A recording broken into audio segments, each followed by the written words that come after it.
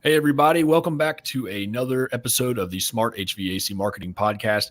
My name is Eric Thomas. I'm the host of the show. And today we're joined by Ryan Snow from Western Heating and Air. Ryan, thanks for joining us. Thanks for having me, Eric. Excited to be here. Absolutely. So, Ryan, why don't you go ahead and introduce yourself for all of our listeners and tell them a little bit more about your business. Okay, I appreciate that. So Ryan Snow with Western Heating and Air. I'm the president of the company. My wife and I, we purchased Western back in 2007. The original owner, Rod Black, he started the company in 1995. Had a lot of great things going. A small company, 4 employees when we took over. And for the first year, we were running out of our house, and we just had a small shop with no office in it that we could stage jobs, and just started growing from there. So had a lot of good people join our team and been able to keep pushing forward. So right now we're just about 40 employees and having some fun. So, Wow, awesome. So at what year did you all start to see that real growth begin to happen? geez, our first year was incredible. So from 2007 to 2008, we went on fire. We made all sorts of money and we're growing like crazy. And then the recession hit. We weren't ready for that. So it set us back. It was up and down for quite a few years. And I would say we really probably started to grow in somewhere right around 2013 is where we've had more of a continual progress in our growth. And then the last 2 years, our best 2 years have been incredible. So, Wow. So over the past 2 years, what really changed that made that growth happen? Was it the economy, the market, a little bit of both? yeah, those things help. Utah's a great place to be in business. We have a lot of competition. They made it really easy to get your heating and air contractor's license here. And so, every day we get new competitors. But I would say the thing that really helped us out was getting more consistent. We implemented a 4-step process. It's called our CCE, which is Certified Comfort Expert Program. And so it's how we run our service calls. It's how we do our tune-ups. It's how we answer our phone, all the way through sales, install. It's a 4-step process that really helps each department get really consistent. Our clients really like that. They know what they're going to get every time we show up. And that's been huge for us.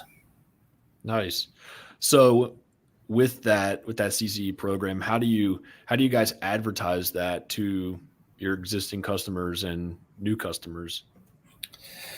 So in our advertising, we push a lot more culture, and then we hope that through the experience of the CCE, the reviews speak for that. And so I guess in a backwards way, the customers are the one that are raving about what we're doing out there. And so getting quite a few 5-star reviews, we're doing well there. We always want more. But I would say that's where the advertising comes from, is, just the testimonials of what the customers are experiencing out there. And, we do a lot of shout outs for our technicians, make sure we're recognizing those that are following the process.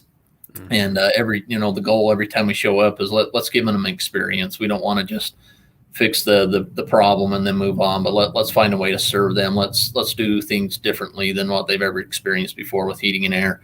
And that's where the advertising comes through for the CCE through the backside of it. So, yeah, I love to talk about customer experience because yesterday we were recording a podcast and something along the lines of the similar conversation came up. We were talking about, cold air is cold air.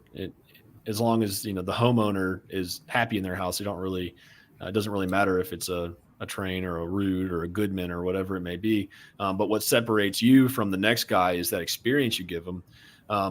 So let's talk about that a little bit more. What's that experience look like? And what do customers expect time after time again from your technicians and Western?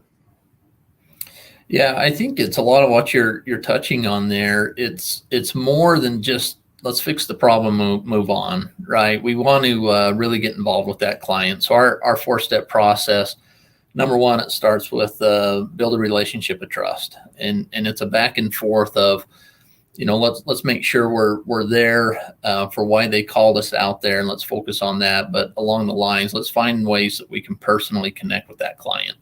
And that's been really, really important to us, because if we can build that trust right at the beginning of the call, it'll carry us all the way through. And so it's where we spend a lot of our time.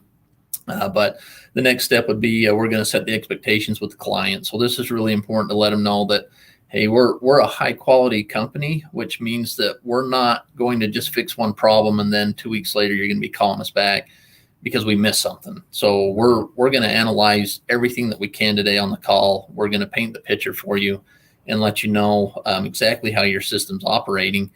And then you can decide. Our job is to show you the options, and then you can say yes or no. We've done our part. We're okay with that.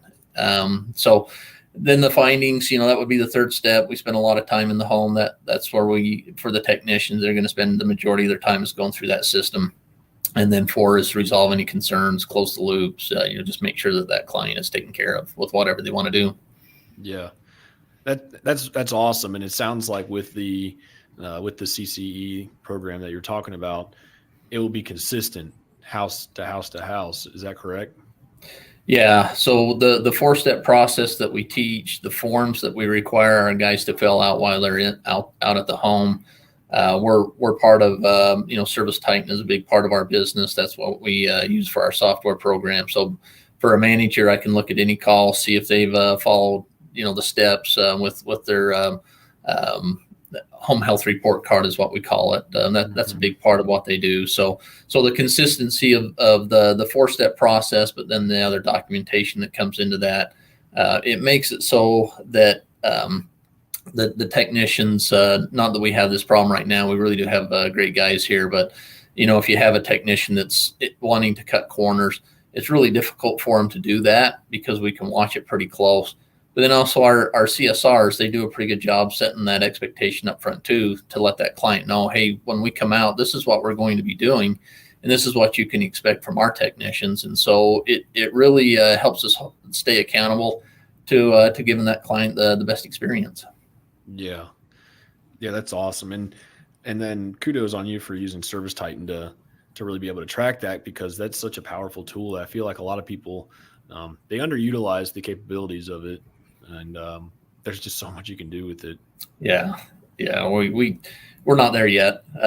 You never will be with Service Titan. That's part of why I love them, is because they're always upgrading that system to make things better and better. And right now we just hired somebody that we're going to try to make them our Service Titan expert in-house here. So looking forward to that. We got to give them a lot of training, but yeah, that's been a game changer for us. It's amazing how many tools they have there for you to drive your business. Yeah. And this is, Service Titan, they continue to, acquire other companies to just beef up their service offering and to make their software even better. So, and that model of kind of acquiring and enhancing is kind of similar to what Salesforce did back in the day, where Salesforce just started purchasing a ton of different softwares and making their platform even better. So I'm going to make the prediction right now. If this happens one day, I'm going to put this feedback and everyone's going to be able to see. But I predict that in the next 5 to 10 years, there's going to be a job title like Service Titan Specialist or something, kind of like with Salesforce. Yeah, I agree. It's coming. A lot of companies, especially the big companies, it makes all the sense in the world, to have that expert in-house that can help you get the most out of that program. The idea behind it is let's use it to keep our overhead as low as we possibly can, and also help us drive sales for the tools that the technicians have out there. So yeah, it's I agree. It's a game changer for sure. Yeah. So you all are out in Utah. I know we had talked about this briefly beforehand. Tell us a little bit more about your service area and kind of what the climate's like out there for your business. Yeah, Utah's, gosh, it's one of the best states in the country for the economy. It's strong. Some challenges that come with that: very, very low unemployment. It's definitely a feeding frenzy trying to get technicians on board. We changed directions about 2.5 years ago, and we started growing our own technicians. So we're very much into hiring people without any experience. We just need good people, and we can get them trained and at least out doing, tune-ups in about a month's time. And then, it's just continual learning from there. And that's been very fruitful for us. We've weathered the storm a lot better than I think a lot of our competition. So, it's a great economy. There's a lot of good things out here. The cost of living is starting to get high. We're not used to the amount, the high house prices that are going up. But it's good. There's, like I say, there's a lot of people moving in here because there's just so much opportunity. With that, there's a lot of competition. We spoke briefly about that. The great state of Utah a few years ago, they decided that, hey, if you've hung sheetrock for 2 years, we're going to go ahead and say that you're good to do a lot of different types of subcontract work, and one of those was heating and air. And so now you don't even have to have any heating and air experience. You can go get your S350 license and open up the doors, and away you go. So, wow. Yeah. And so as far as like the climate out there, do you all experience all 4 seasons, or is it one season in particular that's kind of more harsh? Yeah. So Utah's more known for our snow and the great skiing that we have out here up in the mountains. And it's been soft for the last 2-3 years. We're in extreme drought this year. We just haven't had the cold winters with a lot of snow that we were used to. And so I would say the last 3 years, it's actually become more of an air conditioning market than heating. Our summer numbers are substantially bigger than our heating numbers. And so normally, it's normally all 4 seasons. But like I say, winter's been soft. This summer's just been banner. It got really hot in June. We were breaking records. It was the hottest June on record. And, even right now, first part of July here, we're triple digits, and it looks like it's going to stay for quite a while. And normally we don't see those type of temperatures till towards the end of July. We might get 100, 102, somewhere around there. But yeah, we're still breaking some records out here with the heat. Wow. That's really interesting. So tell me more about the Red Handkerchief Promise. What's that? Yeah. So that's probably 2 years ago, we had our friend Ken Goodrich. We were talking to him at the Service World Expo down in Vegas, and I love that guy. He has influenced our business so much. Anything he says, we just try to get implemented. But just in a casual conversation, he's like, "You guys need to do something better with your brand. You need to get a story. You need to tell that." And I've been a big student of his for quite a while, and he's got his flashlight and the story about him holding it for his dad while they were working on air conditioners in Las Vegas. And that was really cool. And so it started the story of Angie and I. We both grew up on farms, and we wanted to try to take, the good lessons that we had learned out there working on farms, and how do we incorporate that into our business? And then also, how do we make it unique so it's really difficult for anybody to copy us?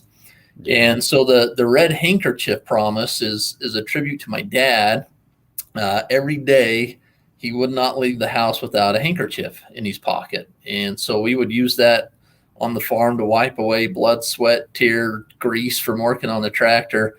And it just became the symbol of really, all those lessons that I'd learned on the farm and what we wanted to incorporate into Western Heating and Air. And so even to this day, he's not farming anymore, but he still never leaves the house without his handkerchief. And so that's our promise to our client, that you're going to be treated with respect. We're going to do it right. We're going to take care of you. We're good for what we promise that we say that we're going to do. It's all those things incorporated into our culture. Yeah. And so for those listening out there, the way I found you all to get on the podcast was from the HVACR Business Magazine. Recently, they did their best in trucks design competition, and I was flipping through it, and I saw Western Heating and Air, and I was like, well, there's the owner of the company. We just reach straight out to him and see if we can get on here to talk about these van wraps. For those that might be watching, there's the truck wrap right there with the Red Handkerchief Promise on the door. And the handkerchief going along the side. That's really cool. So what kind of sparked the inspiration for this design?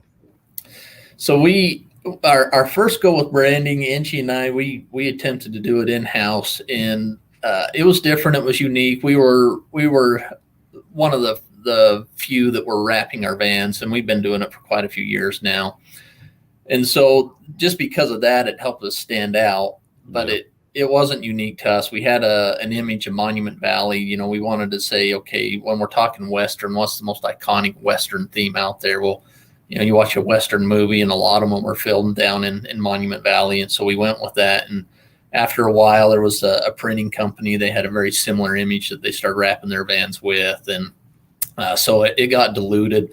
So we wanted to do it right this time. We reached out to some branding agencies. We talked to a few of them, and we ended up settling with a local company that's done some really big campaigns here in the Utah market. And they were awesome. They went through and they did a deep dive into our company and the story and what we wanted to tell through the branding. And that's what we all came up with, was that concept. So we looked at quite a few different things, and we ended up wanting to try to stay true to our roots from 1995. And it is a bit interesting, the red and blue. There's plenty of them out there, but it seems like a lot of companies are moving away from that to get different. And so we circled back around and made it work for us, and we're pretty happy with the results. Yeah. So what have been some of those results that you saw from the rebranding efforts, and then also the new van wraps? Yeah, so we get a lot of compliments from our clients. It's bold, that red, that handkerchief really pops, and it catches a lot of attention. And so there's been a lot of feedback that way. Even our competitors, it's nice to hear them say, "Hey, those look pretty sharp. They're great." It's helped us with recruiting.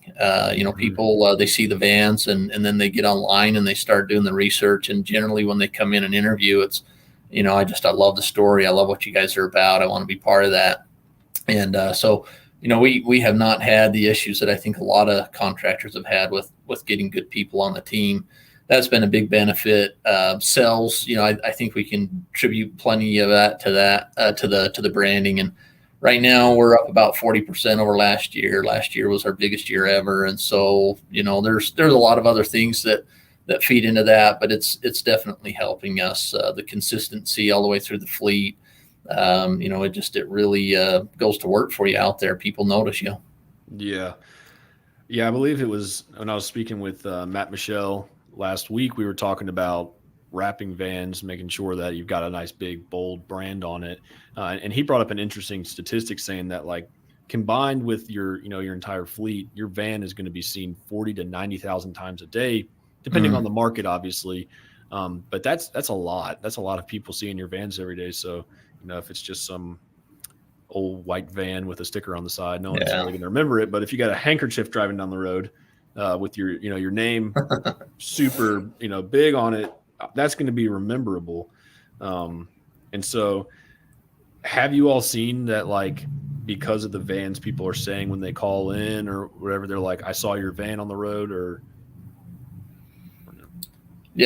Yeah, for sure. They do bring that up. If service type doesn't capture the information coming in and from what they're calling from, we'll ask. And that's quite often the case. Yeah, we've seen you at the neighbors, and we wanted to use you guys as well. And so it's been really good that way. But the other side of that, which also says that it's working, had a technician, I guess, Mr. Red Light last night, and we had a few people call in and they told on him, hey, this guy was a little late getting through there. And so it's noticeable. You're going to remember right away. That's Western Heating and Air. And so we've had a few of those, and it's good, opportunity to teach our technicians, hey, you're in the public's eye. They're going to see you. So be courteous, be nice, and do good things out there. Yeah. Do your technicians carry around a handkerchief?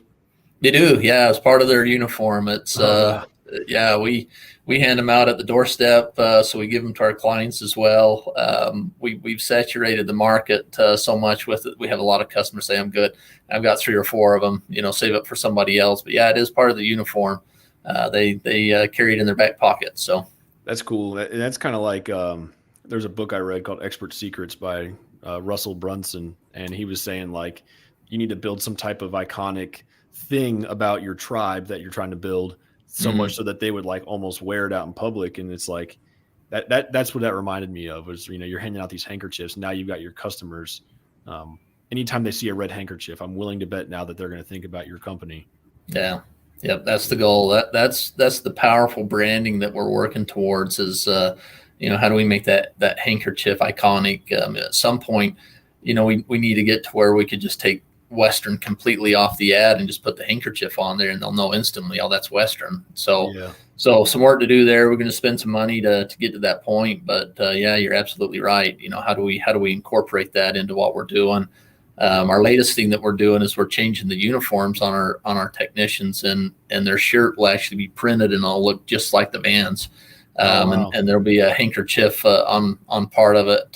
So that's kind of the next step to really set the hooks on this branding. Yeah. That reminds me a little bit of McDonald's, where I saw a campaign on LinkedIn or Facebook recently where they had just posted like a sliver of like the corner of the M, the big M, but like they're pretty much saying like, I bet you know what brand this is, even though it's just a fraction of the actual logo. Mm-hmm. And it's pretty cool here because it's like a handkerchief. Like it's not something that you invented. Like it's an item that you can go get at Walmart or anything, but now it's something that you're able to get your customers to, associate with your company. Yeah, it's been a lot of fun. For so many years, we just didn't have that. We were a good company. We took care of our clients, but there just wasn't that story that said, okay, these guys are different. And so it has been a lot of fun bringing that to life and getting it implemented out in the public. And, we went through a lot of stages and it cost a lot of money to get to where we're at, but it's been worth it. The ROIs, it's there. We're seeing it every day now. Awesome. Well, Ryan, we have a segment on this show. I'm not sure if you're familiar with it, but we do a short trivia segment where we ask you 3 questions related to HVAC and see if you know the answers to it. Are you ready? Yeah, I think so. Let's do it. We ask the same first question every single time. So here comes question number 1. In 1902, this person invented the first large-scale electrical air conditioning unit. I'm glad I've been listening, so I'm going to get this one right. That one's Willis Carrier. So correct. All right, good job. That was your test to make sure you've been listening to the podcast. Let's see. Okay, this one's pretty interesting. Okay, so this person's Pennsylvania fireplace and Franklin stove were the predecessors of modern heating units. So we'll go with Benjamin Franklin, I guess. I don't know. Yeah, that was it. Yeah, I gave you a little hint in there with the Franklin stove. Good job. You're 2 for 2. That was a question I haven't asked yet, so that was a good one for you to get. Yeah. Let's see here. We'll go away from the heating and go back to another air conditioning question. All right. So in 1936, this automobile manufacturing company was the first to incorporate air conditioning into cars. Let's see. I'm going to say that was probably GM. Nope. Well, I don't know. It says Packard. I don't know if Packard. I don't know if that ended up. That's not GM anymore, is it? I don't think so. I think they were their standalone brand there for a while. So yeah. Oh, shoot. Well, 2 for 3. That's still not bad. That's good. So, moving back into the conversation just for a little bit longer here. So when we're talking about marketing, we've done a lot of talking about branding. So, you've said over the past few years, you've really seen some big growth, and a lot of that is attributed to the brand and to the way that you guys have differentiated yourselves with the CCE program and your technicians and the client experience. But what are some other ways that you've seen the business grow through the use of marketing? Great question. So marketing is an interesting piece, I think, to a lot of contractors. And, we're doing some good things, but we outsource a lot of our marketing. We used to do it in-house. Angie, she used to run all of our marketing. Well, even before her, I was doing it, and I made a lot of mistakes. Marketing was one of those things that you put together an ad and you think this is going to be great, and you send it out and nobody calls. And then you get mad. You think, man, I'm just throwing my money away. And so, over the years, Angie, she actually went to work for Service Titan last year. She's doing a lot of great things over there. She's the director of training for them. And so we were forced a little bit to send that outside, and I'm glad we did, because here's the thing: I can do heating and air conditioning. I know how to do that. I don't know anything about digital marketing, right? So teaming up with companies like your Eric, just it makes a lot of sense. And I think contractors, we get this gladiator mentality. We're going to go and do it all ourselves, and you waste way more money than what you would if you were teaming up with an expert. So that's what we've done. We just did a new website, and that's been awesome. It's working really well for us. It launched the first part of May, so there's still some work to do there, getting some things done. But we're using a lot of outside sources to help us with that marketing. Everything from our direct mail to pay-per-click, SEO. We do a little bit of social media in-house. I do have a marketing assistant here, and that's mostly his responsibility. Is let's make sure we keep that local touch and things that we need to do just quickly to get them out. But otherwise, it's been nice to use a lot of smart people out there to help us with our marketing. Yeah. I think it's really really helpful to have someone in house who is either a marketing assistant or just savvy on Facebook and Instagram to be able to capture those pictures that an agency might not be able to, especially if the agency isn't local. The pictures of the technicians in the morning loading up the trucks, pictures of you all sponsoring a golf tournament or a parade or whatever it may be, because that's the stuff that really resonates with your customers and really the community, which is what you want to reach anyways. So in regards to like the social media aspect, is there a lot of that push for the brand for it, or is it mainly just kind of behind the scenes type stuff?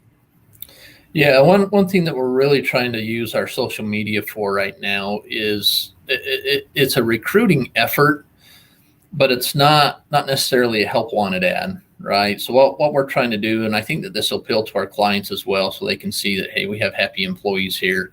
That means they're going to be engaged, they're going to do a good job. And more importantly, what we're trying to accomplish with our social media right now is just make this, our business shine so that people do want to come be part of it. So we push a lot of things that are unique to us. One thing that we do is we worked our whole field operations into a 4-10 work schedule. So it's 4-12s right now. I mean, we're super busy, but our guys love it, right? They're getting through this summer. It's the biggest one we've ever had, and they're holding up. They're doing okay. Right now we're interviewing quite a few unhappy technicians. They're working 6 days a week. They can't see their family. And that's part of our message that we want to push. It's like, well, guess what? You can come and make 6 figures here and see your family. How about that? So that's what we're trying to push in our social media right now. We do have some other ads. We always send out tune-up offers and whatever we're doing to try to pick up some marketed leads for our install department. But the big anchor right now that we're trying to really implement is how do we appeal to prospective employees out there? Yeah, that's pretty smart. I do see a lot of companies kind of doing the same thing on Facebook. Maybe not so much of a good job, but they do a lot of advertising for technicians. And I know it's mainly because it's hard to find people right now. And sometimes the people that you do find, they got bad habits or whatever it may be. So how do you guys go about kind of getting around that, or I guess in the recruitment aspect, how do you vet and ensure that it's a good technician and a quality fit for the company? We start with 2 rounds of interviews. We always do a minimum amount of interviews. We try to get as many people involved as we can. There's times where I'm trying to force maybe some things into a prospective employee that's just not there, right? I have a habit of, they just need a good place to come work. I can fix these bad habits, and that's not how it works. So a lot of the time somebody else will say, Ryan, stop, time out. That's not a good fit. Let's keep looking. And, in this time of year, it's easy to get desperate. We've had a lot of people come in the door that we've interviewed, and it's just not quite what we want. We've had to pass. And so I think there's a lot of that. We interview with our values, our culture. We start with a lot of questions in that regard and try to make sure that that's a fit first. And then we have things like aptitude tests. We can see if they're mechanically inclined at all. And if they are, then we can start to put together a training program for them of where they're at to get them up to speed as quickly as we can. So, and we also use the DISC profile a lot before we bring somebody on. We want to find out their personality, what their strengths and weaknesses are. How do we communicate to that employee, and make sure they have a good onboarding experience? So it's a process. We really try to take our time through the hiring because it's awful when you get it wrong. It's not good for them. It's not good for us, and you have to have some pretty difficult situations to get through it. Yeah, for sure. And you want to make sure that they're certain, at least their personality or whatever it may be on the DISC score is aligned with the company values, where the direction of the company's heading, and in particular, just similar to what all the other technicians are, really, because like we were talking about earlier, you want that customer to have that experience that they're expecting, that the CSRs are telling them they're going to get. And if you get a bad apple and the CSRs promise them the world, and then the bad apple shows up and he's, doom and gloom and doesn't care about his job, well, then that just, it raises a lot of questions and doubts in the quality of the work and the company in general. So that's awesome that you all, take those measures to make sure that you find good quality technicians.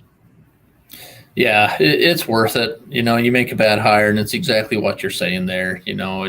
They can create so much chaos. It's the bad apple that's going to spoil the bunch.